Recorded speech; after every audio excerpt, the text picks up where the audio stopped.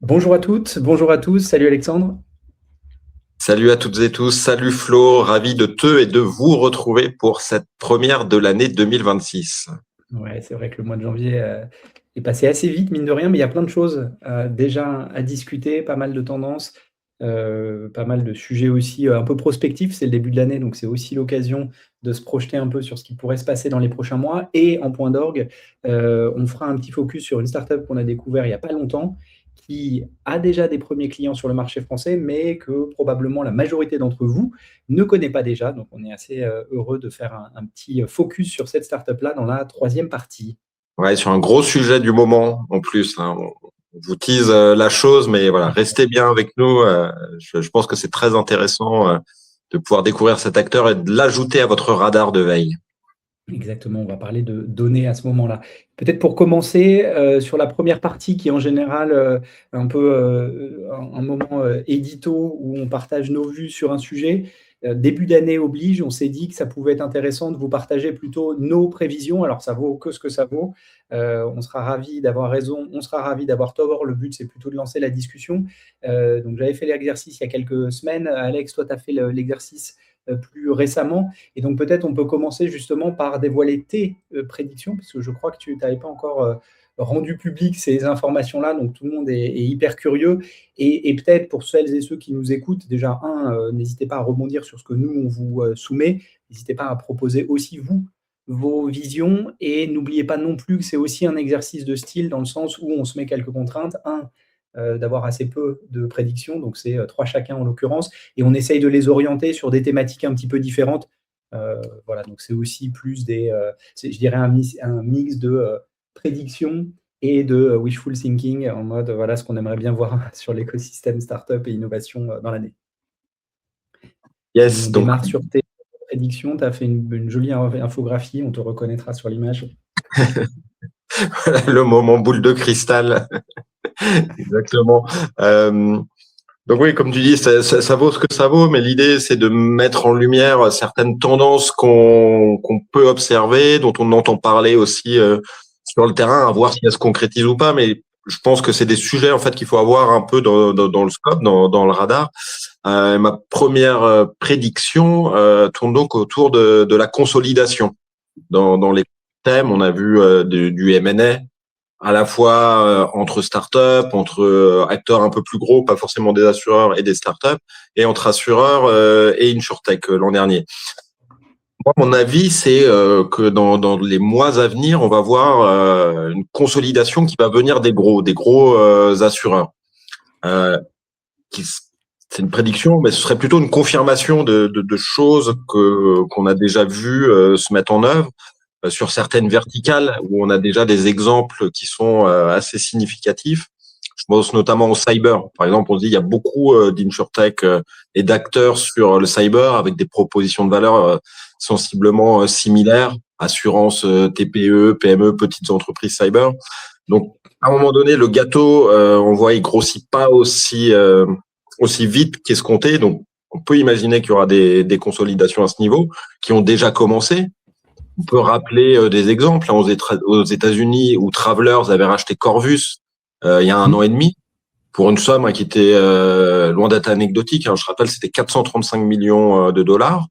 On a vu Zurich, pareil, gros acteur qui a investi, c'est pas un rachat, mais c'est un gros investissement dans un autre acteur américain, Cowbell, c'était 60 millions de dollars, qui a racheté par contre l'année dernière Box, acteur canadien spécialiste de l'assurance cyber. Donc, je vois bien des consolidations dans des verticales particulières. Et aussi, de manière plus générale, on verra des choses, je pense, sur du B2C où on a vu le plus gros deal l'an dernier, M&A, c'était quand même Munich Re qui a racheté Next Insurance, spécialiste de l'assurance pour entreprises, petites entreprises. On a vu AXA aussi qui a racheté Prima en Italie.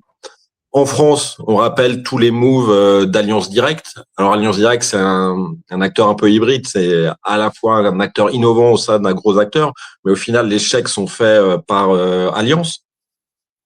Donc Alliance Direct qui rachète notamment des portefeuilles d'InsurTech, on rappelle Friday, iptiQ, notamment Luco, évidemment un des portefeuilles de Luco. Donc je vois bien ça continuer dans ce sens-là. Côté santé aussi, on peut rappeler Malakoff par exemple qui a fait pas mal de moves pour acheter Zenhub, Mon Petit Placement, Gédéon l'an dernier, prise de participation dans Sidecare. Un autre exemple, April qui a racheté Promis, un courtier digital spécialisé pour les professions libérales. Donc vous voyez là, je donne une liste qui s'amoncelle d'exemples. Donc je pense voilà, que c'est une tendance qui va se consolider dans les mois à venir. Oui, c'est marrant parce que tu évoques ce sujet du M&A sous l'angle du corporate, parce que justement, dans les prédictions que j'avais faites, il y avait l'aspect de consolidation, mais moi, je la voyais plutôt entre startups elles-mêmes, justement, partant du principe qu'effectivement, la dynamique M&A, ça fait peut-être 2 ans, on va dire que c'est une réalité où on a quand même beaucoup d'exemples, et tu en as cité énormément, le rapprochement startup grand groupe. Je dirais que la première vague, ça a été plutôt des deals, hein, on en a parlé récemment et régulièrement ensemble, mais c'était plutôt des deals faute de mieux.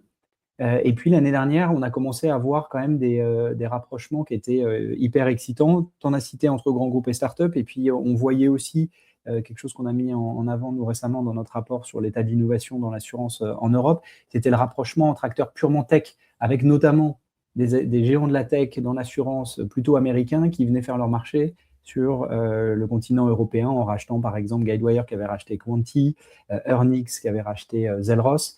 Et puis Saidora, pareil, qui avait été revendu à un acteur américain. Donc, il y avait cette dynamique-là.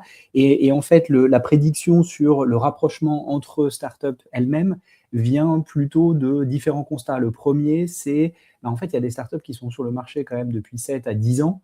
Donc, les investisseurs qui sont à bord, il y a un moment, ils vont vouloir réaliser tout ou partie de leur performance. Donc, ça pousse au rapprochement. Ça, c'est la première raison. La deuxième raison, c'est quand même, il y a des modèles qui sont quand même très similaires partout en Europe et parfois même au sein d'un même marché. Et là-dessus, je pense que la cyber dont tu as parlé, pour moi, c'est un des exemples. Je pense aussi à l'assurance chien-chat, je pense à toutes les lignes B2C avec l'auto, l'habitation, où on a quand même plein d'acteurs qui font des choses parfois très proches et qui auraient peut-être un intérêt à s'allier plutôt que se concurrencer. Et puis, la troisième raison pour laquelle je vois bien du rapprochement entre startups, c'est la contrainte sur le marché qui est la croissance rentable. Et en fait, on a vu finalement un peu 2 catégories d'acteurs, ceux qui continuent à grossir et puis qui arrivent à avoir accès à des levées de fonds, et puis les autres qui, à l'inverse, restent précautionneux et vont plutôt chercher la rentabilité, mais qui, du coup, ont un peu cassé la croissance. Alors, il y a évidemment des contre-exemples, hein, avec certaines startups qui continuent à grossir tout en indiquant être profitables, donc ça existe, mais ça reste des cas rares. Il n'empêche, ce challenge de la croissance rentable, ça peut être une des raisons pour faire du rapprochement entre startups, parce que finalement, rapprocher des portefeuilles, fusionner des startups, ça permet de grossir d'une certaine manière, et on le voit d'ailleurs même au niveau des assureurs eux-mêmes qui se rapprochent entre eux pour continuer à grossir, mais c'est un autre débat. Donc voilà, peut-être dans les commentaires, si vous avez un avis sur cette notion de M&A, alors consolidation entre startups ou rapprochement startup grand groupe, ou les deux, faites vos jeux, j'ai envie de dire.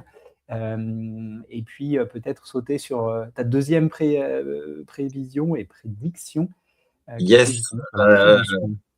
Sur la prévention, ouais, je parle de prévention 2.0 avec l'idée que je sens bien ce sujet qui monte depuis 2-3 ans, et j'ai l'impression qu'on arrive au stade où il faut que ça passe un cap et que ça devienne plus concret.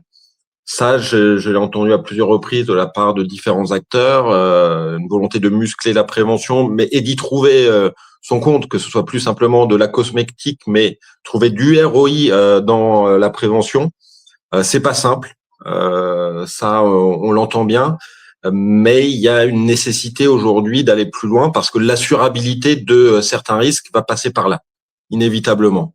On pense évidemment au premier lieu au risque climatique, et donc je vois bien à ce niveau-là des collaborations se nouer entre des assureurs et des acteurs qui se focalisent vraiment sur ce sujet.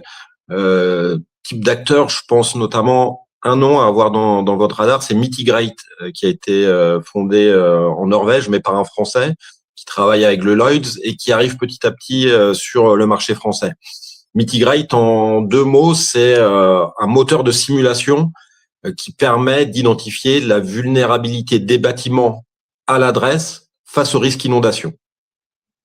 Voilà, donc, on a une vraie granularité. Mitigate qui a récemment fait l'actualité avec un partenariat avec nos amis de Certificol. Voilà, on a la certification du risque. Et là, on est vraiment sur du travail en amont de prévention avec des choses très concrètes sur un risque qui monte, pas particulièrement en France, inondation. Donc, ce genre de proposition de valeur, je pense que ça va avoir un intérêt de plus en plus identifié pour les acteurs en place. Donc, je parle du climat. On peut parler de l'auto aussi et de la vision plus générale de la prévention qui est plus simplement une brique à côté de l'expérience, mais qui s'intègre dans des parcours globaux autour d'une expérience, par exemple, enrobée autour de la conduite.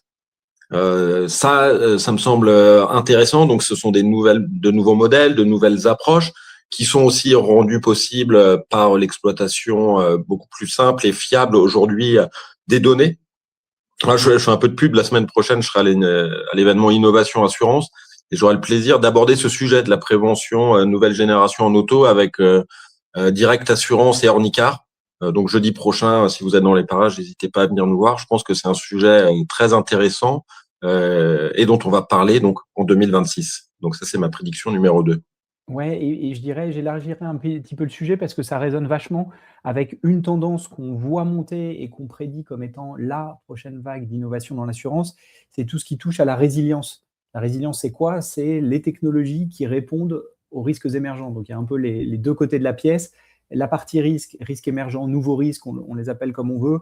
Voilà, avec maintenant tous les acteurs de l'assurance, et ça fait un lien avec notre deuxième partie, où chaque gros acteur maintenant de l'assurance publie un classement de ces risques-là, avec du climat, dont tu as parlé, avec de la cyber, de l'intelligence artificielle, etc. Donc, plein de nouveaux risques auxquels les acteurs de l'assurance doivent faire face. Puis, l'autre côté de la pièce, c'est comment la technologie, la donnée, permet d'y répondre. Et en fait, ce que je trouve hyper intéressant dans ce concept de résilience, c'est qu'en fait, si on regarde la chaîne de valeur de la résilience, évidemment, l'assurance est une brique, mais en fait, il y a plein d'autres briques autour. Et la prévention en fait partie, c'est clairement la première brique, la prévention d'abord, puis la modélisation, la compréhension du risque, l'assurance à proprement parler, et puis enfin, la gestion de sinistre, évidemment, à la fin, une fois que le sinistre, malheureusement, s'est produit. Donc, c'est aussi intéressant, et je pense qu'à cette aune-là, je valide assez l'idée de se dire il y a une nouvelle forme de prévention qui va se faire, parce qu'effectivement, c'est un enjeu hyper important pour les acteurs de l'assurance que d'aller au-delà de leur précaré. Et la prévention, on en parle depuis longtemps. Je pensais à un article que j'ai vu passer récemment sur la prévention dans la santé, qui me faisait beaucoup penser au slogan d'AXA dans les années 2015-2017, From Payer to Partner. Donc, cette idée de comment je ne fais pas juste rembourser les sinistres, mais comment j'apporte un écosystème de services tout autour. Donc, c'est un sujet fil rouge, c'était il y a une dizaine d'années.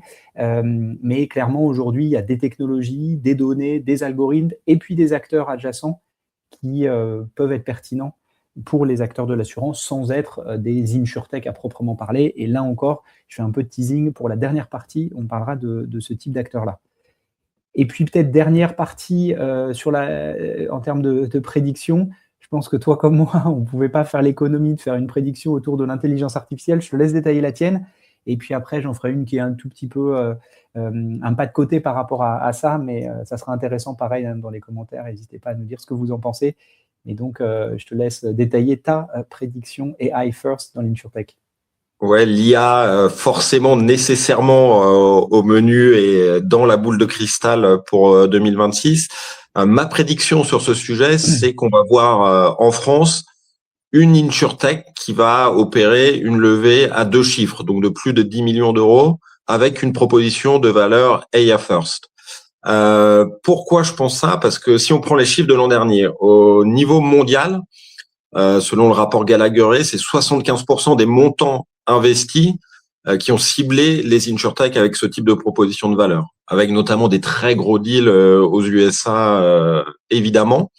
Mais en Europe, on a aussi eu cette tendance dans le rapport Astoria que tu as édité, Flo. Il y avait ce chiffre, c'est une levée sur 3 en Europe l'an dernier, en 2025. qui a ciblé une entreprise AI First dans l'InsurTech. Si on prend les chiffres en France, selon mon décompte, j'ai répertorié 19 levées en France l'an dernier, seulement 2 AI First, qui étaient pour précision Clayme d'un côté et Little John de l'autre. Donc on est à 2 sur 19, donc on voit qu'il y a un gap. Et donc j'imagine qu'il va y avoir un effet de rattrapage avec un financement qui va arriver pour cette nouvelle vague de start-up.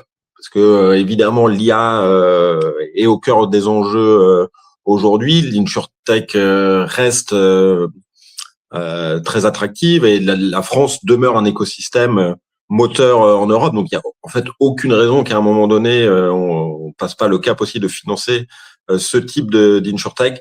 Donc je vois bien un joli coup réalisé par l'une d'entre elles, que l'on connaît ou que l'on connaît peut-être pas encore, parce que ce qu'on voit aux États-Unis, c'est qu'il y a de plus en plus de startups qui travaillent en mode furtif, donc dans l'ombre, et qui sortent avec des gros deals. Je pense notamment l'an dernier à AIUC, donc les spécialistes de l'assurance pour les agents IA, qui est sorti du bois avec un site de 15 millions. Donc ça, on n'avait jamais vu. Et en ce début d'année, on a Corgi aussi. Donc là, qui a une proposition de valeur autour, c'est même pas AI First, c'est AI Native. Ça, on pourra y revenir plus tard, mais qui a levé 108 millions en sortant comme ça de l'inconnu. Donc potentiellement, on va peut-être avoir, nous aussi en France, une belle surprise en 2026. Yes, et prédiction un petit peu similaire finalement. Donc toujours autour de l'IA, c'est ma troisième prédiction. C'était de se dire qu'une startup AI First avec un seul fondateur ou une seule fondatrice parviendrait à atteindre les 10 000 polices d'assurance vendues. Alors les 10 000 polices d'assurance vendues, ça vient un peu de ce KPI qu'on a vu dans pas mal d'InsurTech B2C, où en général, quand les startups atteignaient cette taille-là, elle levait voilà, un seed assez significatif, une première levée de fonds très significative, et c'était une première étape qui semblait valider le positionnement de la startup sur son marché. Donc c'est de là que viennent les 10 000 polices vendues. Et puis de l'autre côté, pourquoi une startup avec un seul fondateur ou fondatrice pourrait atteindre ces niveaux-là, c'est qu'en fait, on voit déjà aujourd'hui que l'IA permet d'automatiser tout ou partie des process. Je pense qu'on est tous et toutes autour de la table à utiliser ces outils quelque part dans notre quotidien. Donc, c'était l'idée de se dire, finalement, est-ce qu'on ne peut pas automatiser l'intégralité des opérations, alors plutôt avec un modèle de courtage qu'un modèle d'assureur de plein exercice, évidemment. Mais tiens, est-ce qu'une startup ne peut pas finalement tout automatiser de la gestion des polices, de la partie marketing et acquisition client, le suivi des sinistres, les remboursements de ceci, etc. etc. Et en fait, ça fait aussi le parallèle avec une dynamique qu'on a vue alors plutôt aux US, où des startups justement AI First atteignaient des croissances jamais vues avant. C'est-à-dire que les startups qui utilisent l'IA au cœur de leurs opérations, en général, atteignent, je crois que c'était les 100 millions de revenus plus vite que toutes les autres générations technologiques avant. Donc ça permet, semble-t-il, de grossir plus vite. Et donc si on pousse le curseur à fond, on se dit, tiens, est-ce que ça ne peut pas être utile à une personne solo qui créerait un tel modèle? Alors, pour que la prédiction ait plus de chances de se réaliser, je ne l'ai pas faite au niveau français, mais je l'ai fait au niveau européen, comme ça maximise les chances de peut-être avoir raison là-dessus. Mais vous voyez un peu l'idée, c'est de se dire, tiens, est-ce qu'on ne va pas voir des acteurs qui sont tellement efficaces grâce à la technologie qu'ils permettent d'automatiser un peu toutes les opérations? D'autant que si on regarde sur la partie IA First dans l'InsurTech, tu en as parlé, il y a un tiers de toutes les levées l'année dernière qui étaient dans cette catégorie-là, AI First InsurTech. Et si on regarde dans cette catégorie, on voyait qu'il y avait un modèle en particulier qui faisait quasiment la moitié de toutes ces startups-là, c'était les startups qui font de la co-construction dans tout ce qui est IA agentique, au service notamment des courtiers, etc. Donc on voit qu'il y a cette dynamique-là avec des gens qui développent des outils pour les courtiers, pour les acteurs de l'assurance, plutôt en mode co-création sans une valeur proposée précise, mais voilà, qui arrive à automatiser tout ou partie des tâches quotidiennes. Et donc, la prédiction, c'était de pousser ça à l'extrême en se disant, voilà, une startup qui va se lancer sur le brokerage, et j'imagine plutôt ça advenir dans des lignes qui sont très commoditisées, où les produits sont assez basiques, entre grosses guillemets, donc assez similaires d'un client à l'autre, dans l'habitation, dans l'auto, l'assurance chien-chat, peut-être le vélo. Donc voilà, c'est un peu dans ces catégories-là que j'imagine peut-être un acteur AI First, solo founder, atteindre les 10 000 polices vendues. Donc, à voir. Et s'il y a des entrepreneurs dans le chat, n'hésitez pas à essayer de vous lancer. Et si c'est quelque chose qui vous trotte dans la tête, ravi d'en parler. Parce que je pense qu'il y a des choses, et pour en avoir parlé avec quelques fondateurs hors France, il y en a quelques-uns qui explorent cette piste-là, en tout cas, visiblement. Donc voilà, et ça clôt du coup notre première séquence sur les prédictions. On vient de parler d'IA, donc ça nous permet de sauter directement sur la deuxième partie, qui était plutôt, donc là on a parlé de manière un peu enthousiaste, on a essayé de mettre en avant la manière dont ça pouvait bénéficier aux métiers de l'assurance de manière générale, et aux startups en particulier. Là, on regarde un autre angle, qui est plutôt l'angle du risque, avec notamment, c'est Allianz qui a publié un baromètre récemment sur justement sur les risques liés à l'IA. Peut-être tu veux en dire un petit mot, Ouais, bien Alexandre, pour sûr. lancer le sujet. Ouais, bah, le baromètre des risques Allianz, c'est toujours en début d'année un bon rapport pour prendre le pouls un peu des tensions, des inquiétudes qui peuvent ajouter les sociétés, tout simplement. Là, baromètre Allianz, ça cible les experts et les entreprises de verticales d'industrie données. Donc chacun dans son industrie exprime son inquiétude quant aux risques qu'ils identifient. Et là, cette année, comme tu le montres à l'écran, l'IA qui arrive au deuxième rang. Donc progression spectaculaire. On est passé de 12 il y a 2 ans, 12e rang, 10e rang l'an dernier, deuxième cette année. Moi, j'ai pas de souvenir d'une telle progression depuis le risque pandémie après le Covid, en fait. Généralement, ça bouge de 1, 2, parfois 3. C'est déjà assez spectaculaire comme montée en puissance. Là, on passe de risques qui étaient secondaires. On peut dire ceux qui sont à la limite du top 10 ou hors du top 10. Ce sont des menaces qu'on a peut-être dans un coin de l'esprit, mais qui sont assez lointaines. À là, comme un risque structurel qui est identifié. Que craignent les entreprises en fait, si on va un peu plus loin, elles ont peur de trois choses. Il y a les risques opérationnels, tout simplement que l'IA déraille. Si vous avez tout votre système câblé sur un LLM et que ChatGPT est down pendant quelques heures, les pertes d'exploitation peuvent être énormes. C'est tout votre système, toute votre architecture qui est paralysée. Donc ça, c'est évidemment un gros souci. Il y a aussi les risques réputationnels. Si sur une technologie nouvelle, on parle souvent d'hallucinations autour de l'IA, si votre IA, votre service client commence à raconter n'importe quoi et se positionne en portant la marque à travers lui, ça peut coûter très cher en matière de notoriété et de réputation. Et enfin, il y a les risques juridiques réglementaires. Voilà, si je sais pas, l'IA dévoile des données confidentielles, ça peut rapidement vous amener devant le juge et vous coûter très très cher. Là, je mettais sur la slide ce chiffre avec beaucoup d'entreprises qui ont déjà, c'est pas simplement des peurs, c'est des choses très concrètes, qui ont déjà expérimenté des pertes assez conséquentes liées à des problèmes générés par l'IA. Donc ça, c'est déjà une réalité pour beaucoup. Et quel est le problème aujourd'hui? Pourquoi on passe de 10 à 2? Parce que ce que je dis, c'est pas nouveau, c'est des choses qu'on avait déjà identifiées avant. Mais pourquoi là, il y a ce basculement? Eh bien, en fait, c'est parce que, et ça vous a échappé, c'est les progrès de la technologie et son adoption, surtout à la fois au niveau particulier, mais aussi au niveau de l'entreprise et des industries. Ça avance beaucoup, beaucoup plus vite que la gouvernance, la réglementation et la préparation à des équipes, en fait. Et la technologie s'industrialise. Ce terme-là, il est important. Ça s'industrialise à grande vitesse, mais la maîtrise ne suit pas encore. D'où le basculement vers un risque qui est désormais majeur. En plus d'être interconnecté avec d'autres risques, parce que qui dit IA, le cyber, c'est jamais très loin, la fraude non plus, la désinformation également. Donc, on est sur un risque à dimension potentiellement systémique ici. Toi, quel est ton regard, Flo, là-dessus? Ouais, je trouve que c'est hyper intéressant parce que pour moi, ça illustre deux choses. Alors, au-delà du côté un peu buzz ou, comme tu l'as dit, post-pandémie, la pandémie, le risque pandémique était dans le top 3.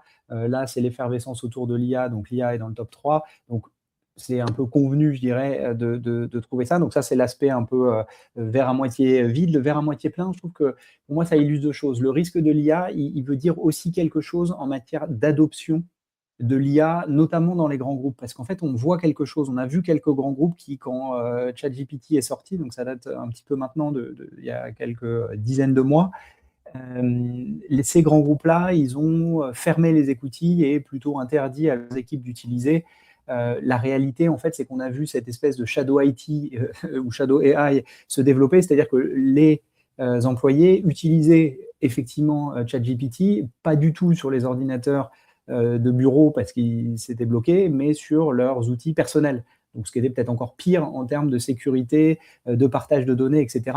Même si j'imagine que chacun fait très attention à ne jamais partager de l'information confidentielle, c'est pas ça le sujet. C'était quand même des risques opérationnels à avoir, voilà, un usage un peu externalisé de ces technologies, ne serait-ce que pour tester, voir ce que ça donne, etc. Donc ça, pour moi, c'est quand même, ça illustre, quand on parle du risque AI, on peut l'élargir un peu en disant, bah voilà, ça pose la question pour les grands groupes de comment gérer cet équilibre entre mes employés ont envie d'utiliser les technologies au bout du jour parce que le marché le fait et parce que ces technologies sont hyper utiles au quotidien, et puis préserver la sécurité informatique de l'entreprise, évidemment, et c'est trouver un espèce de juste milieu entre laisser tout ouvert et puis, à l'inverse, tout fermer avec ce risque de shadow AI qu'on a vu et qui a été quand même pas mal documenté dans pas mal d'entreprises, ou en tout cas dans pas mal de sondages auprès des employés de manière générale, tout pays confondu. Donc pour moi, ça, c'est la première illustration. Et puis la deuxième illustration, c'est qu'au-delà de l'IA en elle-même, je trouve que ça permet d'illustrer les risques liés à l'usage de la technologie de manière générale. On a vu, je crois que c'est Descartes qui aujourd'hui annonce qu'il se lance sur l'assurance en cas de perte d'accès au cloud, par exemple. Donc, et en fait, on voit, quand on travaille dans le service aujourd'hui, on dépend énormément d'infrastructures technologiques, quelles qu'elles soient. L'IA est un pool d'outils, il y a l'accès au cloud de manière générale, et puis il y a toute la ribambelle de services qu'on utilise en ligne. Et d'ailleurs, on l'a vu, il y a quelques années, c'était Microsoft qui avait eu un bug et ça avait arrêté la moitié du monde, y compris les aéroports. Plus proche de nous, c'était l'année dernière, et je pense qu'on a tous été victimes d'une manière ou d'une autre. C'était Cloudflare qui est tombé et qui a fait tomber la moitié des sites internet et des outils qu'on pouvait utiliser. Et donc tout d'un coup, on ne peut plus travailler.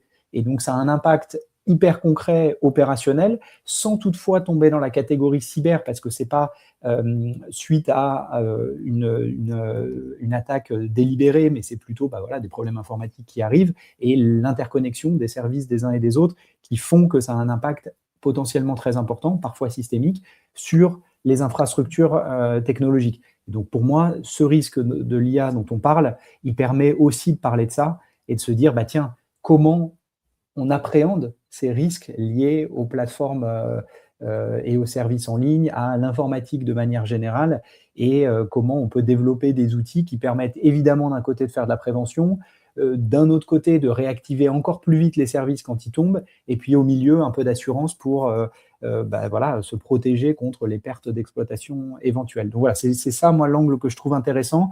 Et puis ça illustre peut-être le dernier point qui est assez logique, c'est que finalement l'IA générative telle qu'on la connaît, elle est finalement assez jeune, et donc on n'a peut-être pas encore assez de recul sur ni les bénéfices qu'on peut en tirer, ni évidemment les risques que cela peut comporter.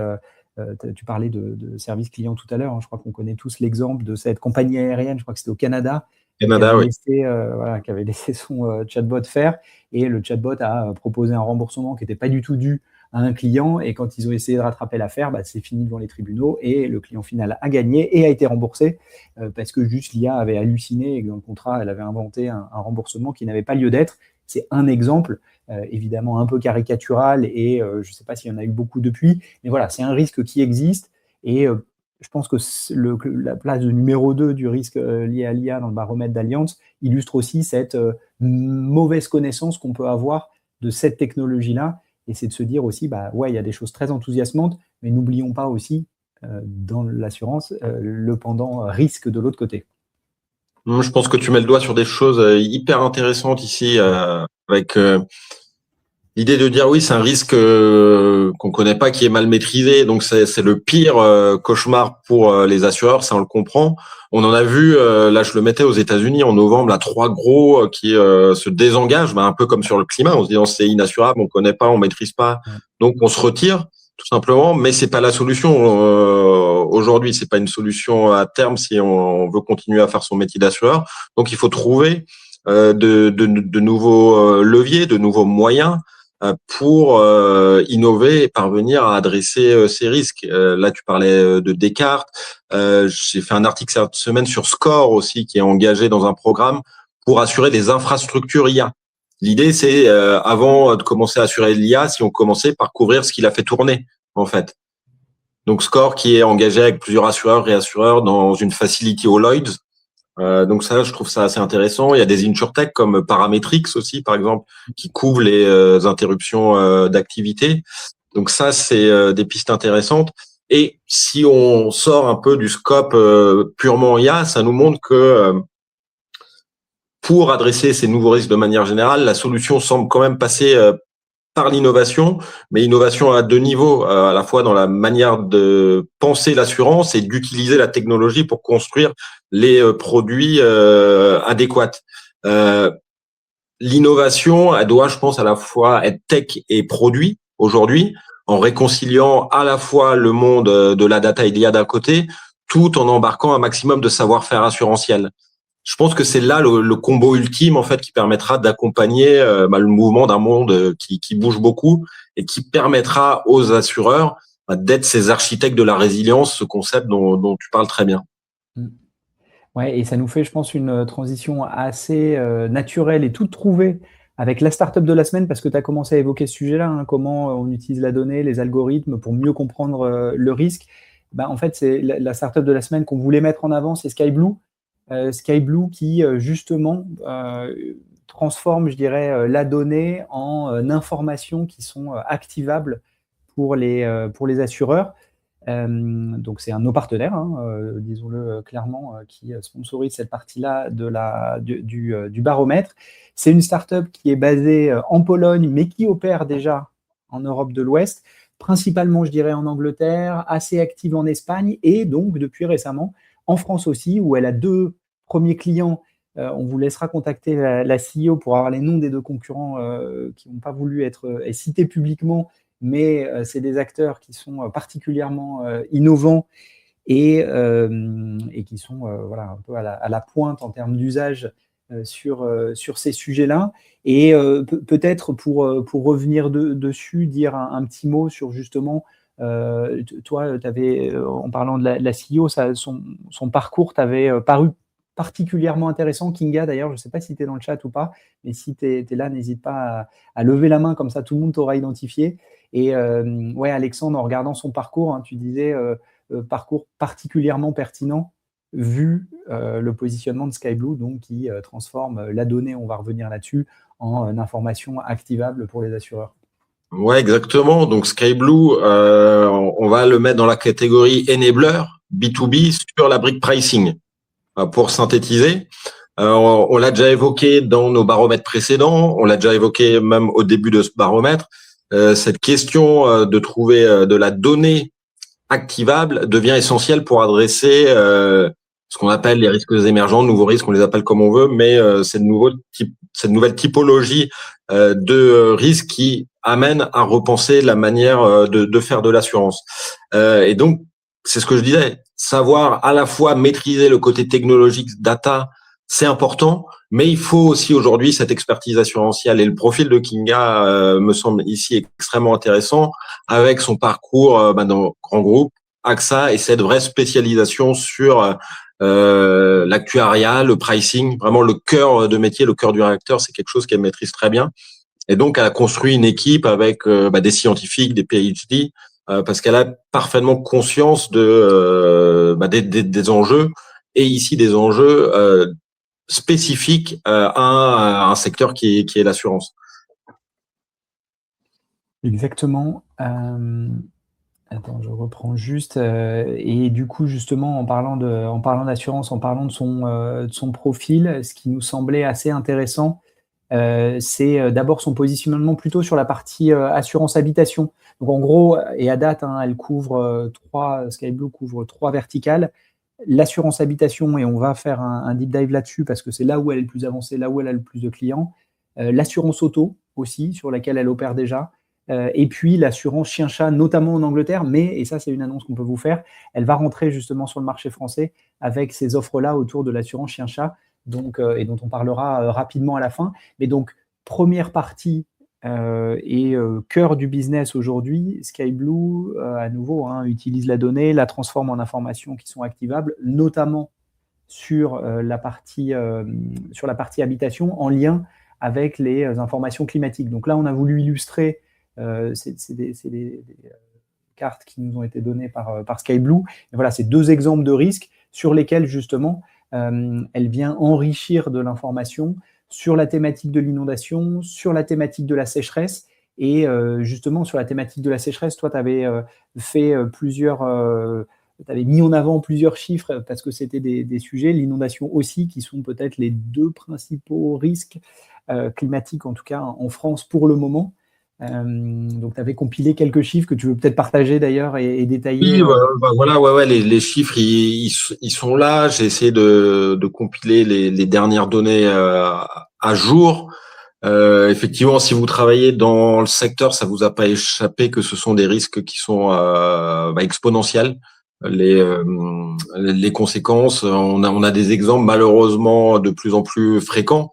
C'est la caractéristique de ces risques climatiques qui augmentent à la fois en fréquence et en intensité et qui les font sortir du seuil de l'assurabilité. C'est ça la problématique du moment. Donc là, je compilais sur les inondations, de plus en plus d'alertes rouges chez Météo France, des événements où on a quasiment 9000 sinistres, et ça, c'est en l'espace de 3-4 jours. Donc, sans mauvais jeu de mots, les assureurs se retrouvent rapidement débordés par les événements. Et on a cette menace silencieuse qui est le RGA, le risque sécheresse. Si on prend les données brutes, on a 10 millions d'habitations concernées en France, et la moyenne d'un sinistre sur le RGA, c'est 16 300 €. Vous faites rapidement le calcul, c'est bien sûr caricatural, mais le risque, si on fait la multiplication, c'est 163 milliards d'euros d'exposition. À titre de comparaison, le trou de la Sécu, c'est environ 20 milliards. Quel assureur ou quel secteur voudrait s'exposer à ce risque dans ces conditions? On comprend que c'est pas viable, en fait. D'où l'extrême nécessité aujourd'hui d'aller chercher des solutions qui passent notamment par la donnée pour les adresser. Et ce qui me semble intéressant dans la proposition de valeur de Sky Blue, c'est vraiment cette fine compréhension des enjeux, cette capacité à aller chercher différents sets de données, à les compiler, à les entraîner à travers de l'IA, du machine learning, pour les transformer en actifs actionnables pour les assureurs. Si on prend la sécheresse, par exemple, Sky Blue, ils vont aller chercher des données sur les types de sols. Ils vont aller pinguer les historiques des mouvements de terrain dans une région donnée. Ils vont tout ça injecter dans des modèles et ils vont ressortir des insights qui sont originaux, que personne ne possède. Et en fait, ça nous montre que ici, c'est l'assemblage, c'est le Lego qui va être vraiment important et qui va apporter une valeur nouvelle et originale à l'assureur qui va l'utiliser. Oui, effectivement, et sur ces 2 sujets-là qui sont clés, il y en a un autre qui malheureusement grossit aussi d'année en année, c'est sur les feux de forêt. Donc ça reste, on touche du bois, limité pour le moment encore en France, mais typiquement Sky Blue utilise aussi et est en mesure de partager de la donnée, d'enrichir de la donnée et de la rendre activable sur cette thématique du feu de forêt, notamment en ayant analysé les comparables que sont le marché espagnol, le marché grec, le marché italien un petit peu aussi. Donc ça, c'est aussi une des forces du modèle de Sky Blue, qui est donc un modèle européen par construction et qui est capable de venir appréhender un petit peu ce qui pourrait se passer demain matin ou après-demain en France sur la base de ce qu'on connaît déjà dans d'autres pays aussi. Donc voilà une bonne raison d'échanger avec Sky Blue, notamment si ces sujets-là font partie de vos défis. Et je dirais que c'est un sujet qui est quand même assez intéressant parce que sur la partie climat, nous, on la met évidemment dans la liste des risques émergents. Et en fait, ce qu'on voit quand on regarde ce marché-là, au-delà du fait qu'à date, il y a deux comportements du marché, c'est soit j'augmente les prix de manière un peu drastique, soit plutôt aux US pour l'instant, on voit des acteurs de l'assurance qui quittent le marché. Mais de l'autre côté, on voit que pour construire cette résilience et qui en fait vivre dans ce monde qui change, dans cet environnement qui change, comment la tech, la donnée, les algorithmes permettent de mieux appréhender ces sujets-là. On voit effectivement deux types de startups, des startups qui sont plutôt verticalisées, qui vont s'attaquer juste au risque d'inondation, au risque de sécheresse, au risque de feux de forêt, etc. Ou d'autres acteurs qui, eux, vont plutôt se positionner sur l'intégralité de la chaîne de valeur du risque dont on a parlé tout à l'heure, la prévention, la modélisation du risque, et je pense que je mets Skyblue dans cette catégorie-là, puisque les sources de données nouvelles, c'est la première étape pour essayer de comprendre, modéliser et pricer les risques émergents. Et on a plutôt dans l'écosystème une problématique sur ces données-là, puisqu'il y a finalement peu de données historiques. L'idée, c'est comment on va utiliser tout un panorama de données adjacentes, identifier celles qui comptent le plus, parce que ce n'est pas tout d'accéder à des données à l'appel, il s'agit d'accéder aux bonnes données, et puis ensuite, il s'agit de les rendre activables et utilisables en les enrichissant, en les combinant entre elles, et donc c'est tout le savoir-faire de Skyblue et de ses équipes de data scientists, justement, pour aller transformer ça en informations activables qui peuvent être ensuite utilisées évidemment par les assureurs pour faire de l'assurance climat à proprement parler. Et puis, il y a évidemment aussi une partie gestion de sinistres qui se développe aussi beaucoup sur ces thématiques-là. Comment réagir plus vite, comment recover plus vite, etc. etc. En tout cas, Skyblue, elle est plutôt sur cette partie que moi je qualifierais de la modélisation, compréhension du risque, grâce justement aux données enrichies. Oui, pour rebondir sur ce que j'avais dit précédemment, je pense que c'est vraiment l'archétype aujourd'hui d'une startup qui mixe à la fois la maîtrise de la tech, de la donnée, et aussi le savoir-faire assurantiel qui est nécessaire justement pour sublimer et trouver les cas d'usage pertinents pour la data. Ouais, exactement. Et peut-être pour ouvrir un tout petit peu, donc là on vous a dit, elle opère sur l'habitation. On l'a illustré de plusieurs manières sur la partie inondation, sur la partie sécheresse, de manière un petit peu plus prospective sur la partie feu de forêt. On a évoqué le fait qu'elle travaillait déjà aussi sur la partie assurance auto. Donc si vous, dans les commentaires, ceux qui nous écoutent, si vous opérez sur ces lignes auto, sachez que Skyblue a déjà quelques clients assureurs sur ces lignes de métier-là. Et puis, il y a une troisième ligne de métier qui est l'assurance chien-chat. Alors, à nouveau, plutôt en Angleterre, mais Skyblue va se lancer aussi sur cette verticale-là en France. Là encore, il y a de l'enrichissement de données et on trouvait que c'était intéressant ces cartes-là parce que, évidemment, le prix, le coût du sinistre dans l'assurance chien-chat est évidemment directement corrélé au coût des vétérinaires. Et en fait, ils ont, pour le marché anglais, modélisé la densité des vétérinaires par région, dit autrement, les endroits où il y avait énormément de compétition et on pouvait imaginer des prix un petit peu plus bas, et à l'inverse, des endroits où il y avait très peu de compétition et les prix pouvaient être un petit peu plus élevés. Donc ça, c'est de la donnée un petit peu originale finalement, qu'ils fournissent aux assureurs chien-chat en l'occurrence en Angleterre pour les intégrer dans leur modèle de prix. Donc là, on n'est pas du tout sur des statistiques de est-ce que le chien va tomber malade au bout de X temps ou le chat va tomber malade pour telle ou telle raison. On est vraiment sur la partie concurrentielle, l'impact sur les prix, la modélisation possible du coût. Et donc ça illustre, il me semble, tout à fait cette idée de dire,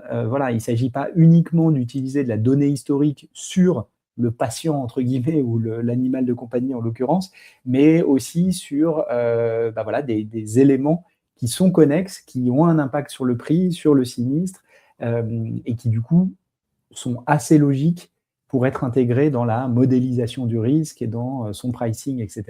Donc ça, c'est quand même des sujets qu'on trouvait intéressants. Et à nouveau, ce type d'information-là illustre cette capacité à faire un petit pas de côté en termes de sources de données, et puis cette capacité à délivrer de la donnée qui peut être intégrée ensuite dans les process par les assureurs pour venir enrichir, affiner et améliorer, au final c'est ça l'objectif, améliorer la compréhension du risque et sa modélisation. Ouais, je pense que c'est très intéressant ce que tu dis. C'est la prise en compte de l'environnement un peu plus global du risque, qui fonctionne pour n'importe quel risque, hein, le climat, le cyber ici, Pet Insurance. On parlait des vétérinaires. Skyblue va aussi aller chercher des données sur le trafic routier. Ouais, si vous avez un chat qui sort tous les jours, voilà, s'il est dans une zone très urbaine où il y a beaucoup de voitures, il a malheureusement plus de chances d'avoir un accident. Il y a des données sur la proximité des parcs, parce que si vous avez de l'opportunité de sortir votre chien tous les jours, bah, il fera plus d'exercice, il sera potentiellement en meilleure santé. Donc c'est vraiment un environnement très global. Et je pense que c'est pertinent et très intéressant de ce petit pas de côté, comme tu dis, pour aller chercher d'autres données que ce qu'on a actuellement et bah, pouvoir in fine créer des produits et des portefeuilles qui vont être différenciants et créer des avantages là-dessus. Ouais, exactement. Et donc voilà, il rentre sur le marché français avec cette offre sur la partie chien-chat. Donc, et pour refermer cette petite page focus sur une startup, c'est donc Skyblue. Vous avez dû le voir dans les commentaires parce qu'on l'a affiché tout à l'heure, mais je vais le réafficher. Kinga qui nous écoute et qui est donc dans le chat, c'est elle la CEO dont on a parlé tout à l'heure. Donc merci Kinga à nouveau pour ton soutien et d'être là parmi nous. Et les uns et les autres autour de la table, si vous avez des questions, si vous êtes intrigués, voulez voir une démo ou en apprendre plus, notamment sur les clients avec lesquels Kinga et Skyblue travaillent déjà, n'hésitez pas à aller sur la page de Skyblue ou à directement envoyer un petit message à Kinga. Elle se fera un plaisir de vous répondre. Donc voilà, merci à nouveau Kinga pour ton soutien et voilà, et on était content de vous présenter cette startup.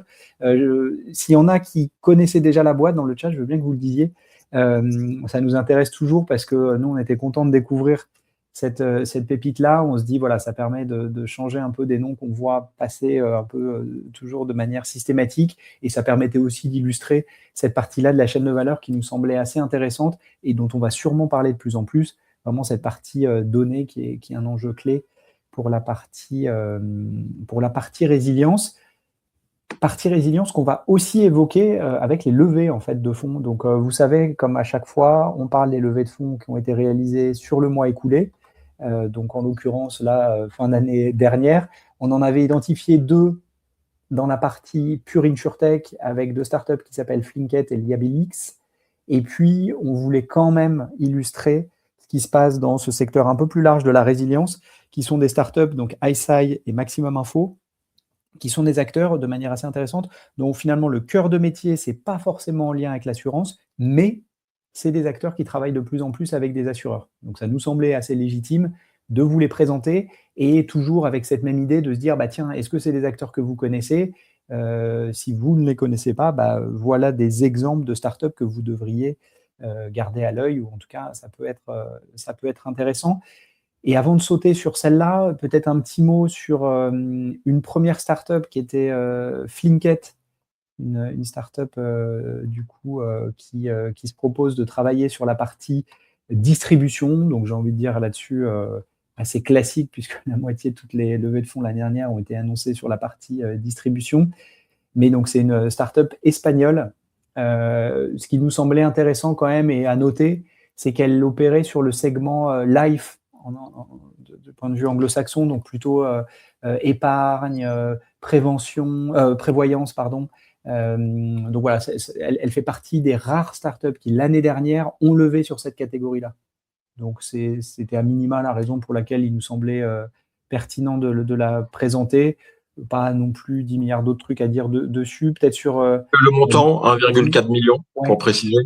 Bien vu, c'était une information importante. 1,4 million levé, notamment auprès de business angels en réalité du secteur et une mutuelle locale aussi. Donc voilà, ça donne l'ordre de grandeur. On est typiquement à 1,4 million, et tu fais bien de le préciser, typiquement sur un montant de seed, première levée pour cette startup qui rentre sur le marché et qui a vocation à accélérer avec ce tour de financement.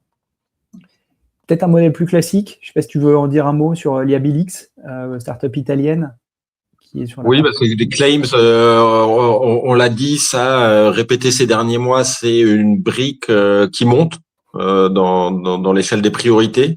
Les claims, parce que je pense aussi que c'est assez clair que c'est sur cette brique qu'on peut trouver des gains simples et rapides en intégrant de l'IA, en fait, et en automatisant avec l'IA.